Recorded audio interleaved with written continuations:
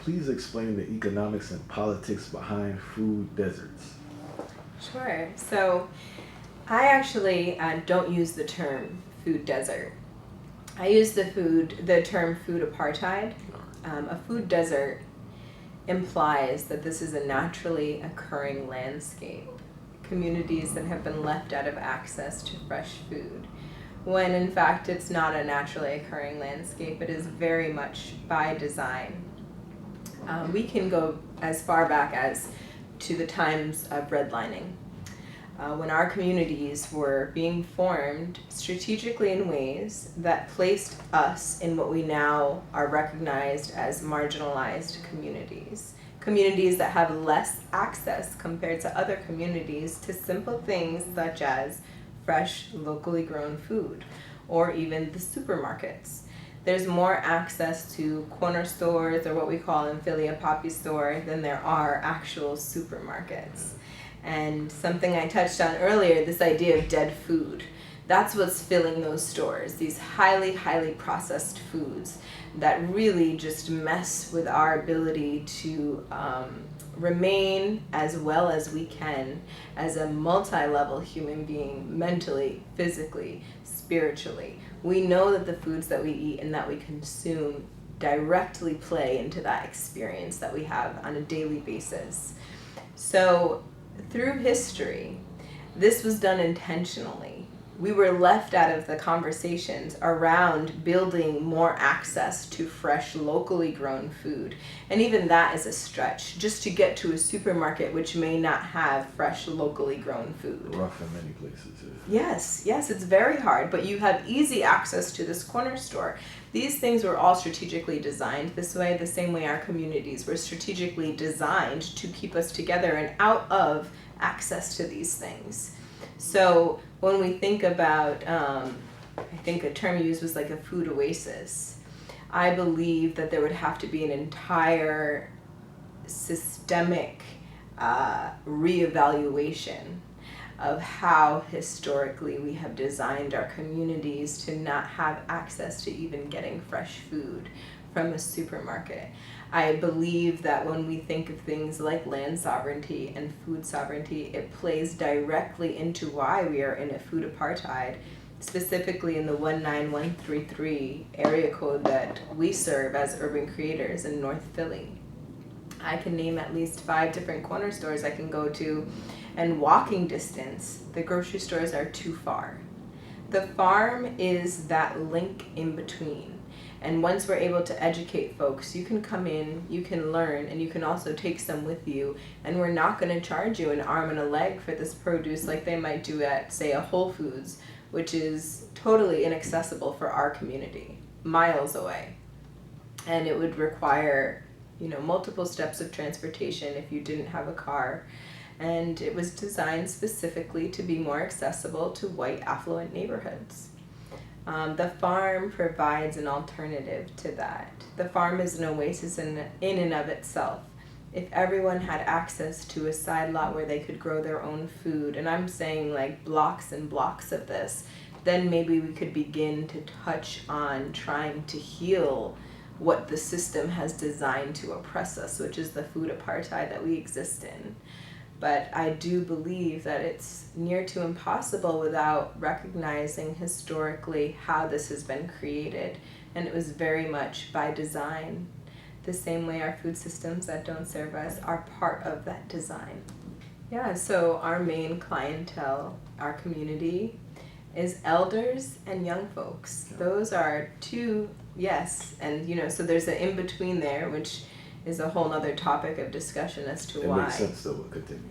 Yes, it does. It does make sense.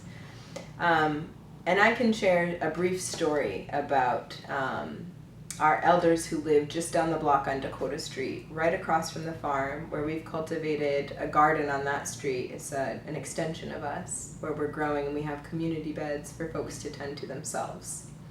There's 5 generations of a family that lives on Dakota Street, 3 of which are homeowners on that street. Their family came up through the Great Migration.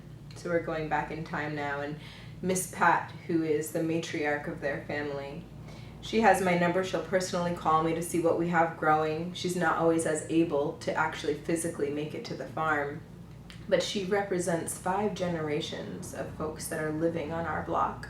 And the number one thing that she would always ask about was greens. Yeah. So this is something that historically we've been consuming, because there was a point in history where that's all that we had access to when we were taken here. And if we go back even further than that and we look at what our ancestors were eating on the continent, what our people are eating today on the continent, the motherland, we see green leafy vegetables is a number one that people are consuming, whether it's from the amaranth family like callaloo, from the greens like collard greens, different varietals of kale, spinach. These are all things that we've been eating historically and our people still do eat today. And I think even Miss Pat, in that story I tell about 5 generations who came up through the Great Migration and now have settled on the block across from the farm, they can access our food because it's hyper local to them. And 9 times out of 10, it's given freely. It's pay what you can. So we're trying to instill the idea of economic sovereignty as well, but that means meeting folks where they are. If you have $5 in your pocket, and that $5 at a Whole Foods can either get you a bunch of what I call the dead food, highly processed food, or it can get you some produce. Yeah. Which one are you going to spend money on? The one that's able to fill your shelves more, and in your mind, which has also been programmed in the society we live that really pushes capitalism and greed. We're going to think that the more that we acquire is better, right? So the more that you can get with that $5. And you'd get even more if you take that $5 to a corner store for the dead food that we speak on.